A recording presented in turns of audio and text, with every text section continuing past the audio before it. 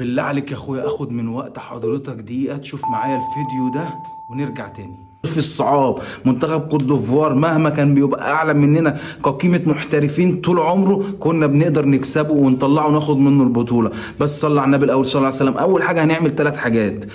اول حاجه كابتن حسام لازم يعملها طبعا، لا جدال ولا نقاش، واكيد الكابتن حسام هيعمل الموضوع ده لان هي دي لعبته اصلا. هيلعب زون ديفنس وهيقفل الدفاع وهيلعب على الهجمات المرتده وعلى التحولات. طب دي محتاجه ايه؟ محتاجه ان احنا بقى ما نالفش يا كابتن حسام. دي هتبقى تاني حاجه، ان احنا نلاعب اجنحه صريحه مراكزها جناح جناح، يعني صلاح جناح يمين يمسك الخط، يبقى هو دي شغلته يمسك الخط. وزي ما انت سمعت كده وشفت، انا قلت لك ان انا متفائل جدا، والماتش ده هنعمل ماتش كبير وهنعمل ماتش تكتيكي على اعلى مستوى. بس الكابتن حسام حسن يعمل اللي قلنا عليه، يلعب جيم دفاعي بحت، يلعب زون ديفنس، اللعيبه كلها تحت الكوره، نلعب على التحولات ونعتمد على سرعات صلاح ومرموش. وذكرت زيزو بما انه كان وجوده هيبقى بردك مهم النهارده في التحولات. بس الكابتن حسام حسن بصراحه ادار الجيم زي ما قال الكتاب بالظبط، جيم من حاجات كده الكابتن علاء عبد العال النهارده. بس يعيب بس الكابتن حسام حسن اتاخر في التغييرات لحد ما اللعيبه شطبت وماتت، وكانت كوت ديفوار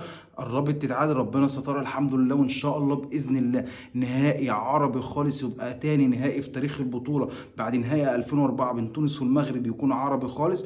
وان شاء الله مصر تفوز بالبطوله من قلب المغرب. وصلى على النبي يا اخواتي صلى الله عليه وسلم. ما تنسوش تعمل شير وفولو لايك عشان ما يفوتكش بقى توقعات وكل جديد. سلام.